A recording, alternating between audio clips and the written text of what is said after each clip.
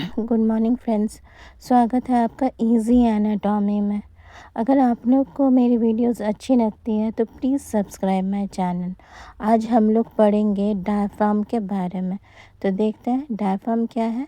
It is a muscular fibrous partition between thorax and abdomen. ठीक, अब यहाँ पे देखिए, it is a dome shaped and muscular fibrous partition जो कि थोरैक्स को एब्डोमेन से अलग करती है।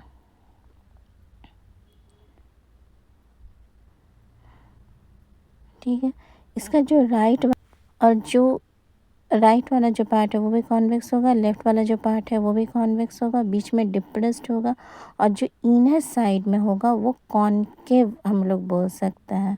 एब्डोमिनल सरफेस जो है कॉनकेव होता है। और इसका जो है ना 3 ऑरिजिन होता है डायफ्राम का, जो कि है sternal origin, costal origin and vertebral origin. ठीक, अब देखते हैं स्टर्नल ऑरिजिन। तो by 2 fleshy slips from posterior aspect of xiphoid process. तो स्टर्नम का जो ज़ीफाइड प्रोसेस है, यहाँ पे देखिए, स्टर्नम का जो नीचे वाला जो ज़ीफाइड प्रोसेस है उससे पोस्टीरियर स्लिप निकलता है, उससे स्टर्नल ऑरिजिन होता है। इधर से जो है पोस्टीरियर स्लिप्स निकलता है और उससे स्टर्नल ऑरिजिन होता है ज़ीफाइड प्रोसेस से। ठीक है, अब देखते हैं कि कॉस्टल ऑरिजिन क्या है। कॉस्टल मतलब रिब समझ सकते हैं। तो lower 6 rib with respective cartilage interdigitating with transverse abdominis. तो लोअर 6 रिब से कॉस्टल ऑरिजिन होता है, लोअर 6 रिब से कॉस्टल ऑरिजिन हुआ और वो इंटरडिजिटेटिंग करता है विथ ट्रांसवर्स एब्डोमिनिस। ओके, अब देखते हैं वर्टिब्रल ऑरिजिन। तो वर्टिब्रल ऑरिजिन पढ़ने से या देखने से पहले एक बात बोलते हैं कि प्लीज़ सब्सक्राइब माय चैनल। ठीक है, तो वर्टिब्रल ऑरिजिन आप देखिएगा कि क्या है। यहाँ पे देखिए एक डायफ्राम है, एक इंसान अगर खड़ा है उसको अगर बीच में से काट दें, ठीक है, बीच में से अगर हमको उसको काट दे तो देखेंगे कि क्या है कि डायफ्राम इस तरीके से दिखता है और अंदर वाला जो है सेंट्रल टेंडन है। आना चाहिए राइट वाला क्रश है, ठीक है, जो कि more longer and more stronger than left वाला क्रश। तो राइट क्रश है। तो राइट क्रश क्या होता है? It is more longer, more muscular than the left crus. तो राइट वाला क्रश क्या, L1 L2 L3 वर्टिब्रा से अटैच होता है और उसके इंटर वर्टिब्रल डिस्क और उसके फ्रंटल एस्पेक्ट से अटैच रहता है। ओके, और ये जो है ये लेफ्ट वाला क्रश है। ये लेफ्ट वाला क्रश है जो कि छोटा होता है।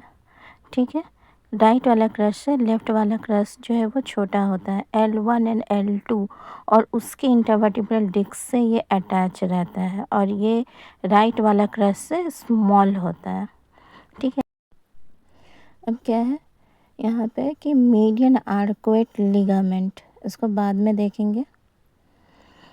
तो फॉर्म पेयर ऑफ माने बनाता है, ठीक, form pair of median arcuate ligament which is attached to the side of the body of L1 and L2 vertebra and laterally to the tip of the transverse process of L1 vertebra। तो ये superior view है एक vertebra का, ठीक है, और ये body है। ये जो बॉडी है इसके साइड से जो है मीडियन आर्कुएट लिगामेंट अटैच रहता है।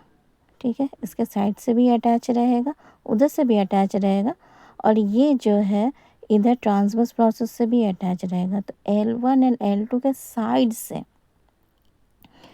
मीडियन आर्कुएट लिगामेंट अटैच रहेगा, और कहाँ से अटैच रहेगा? L1 का जो ट्रांसवर्स प्रोसेस है उससे भी अटैच रहेगा। तो L1 L2 और उसका जो ट्रांसवर्स प्रोसेस है L1 का, उससे भी अटैच रहेगा, और ये तीनों मिला के क्या बनाएगा?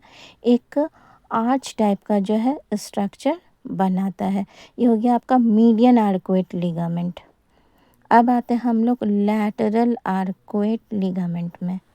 ठीक, तो लैटरल आर्कुएट लिगामेंट क्या होता है कि फॉर्म बनाता है।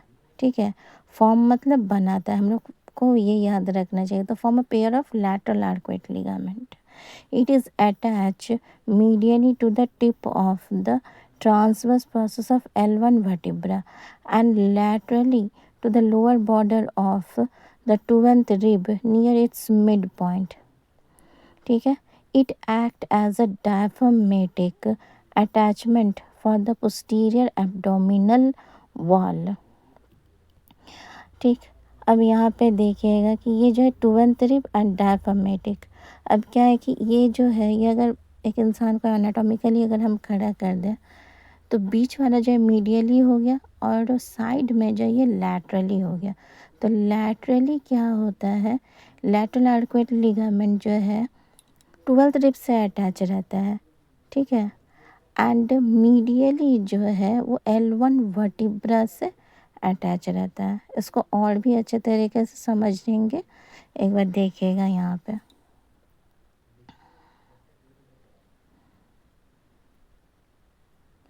ये वाला पार्ट देखिएगा कि ये जो है नीचे वाला जो है 12th रिब है और ये देखिए 12th रिब से जो है lateral arcuate ligament lower border of 12th rib से अटैच है और L1 वर्टिब्रा का जो ट्रांसवर्स प्रोसेस है उससे अटैच है. और ये वाला जो पार्ट है ना, ये तो हम लोग जानते हैं कि ये वर्टिब्रल कॉलम है और ये transverse process of L1 vertebra है और ये जो है 12th रिब है.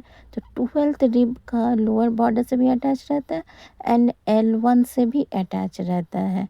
ये हो गया आपका लैटरल आर्कुएट लिगामेंट. ठीक है, समझ में आया? Thank you.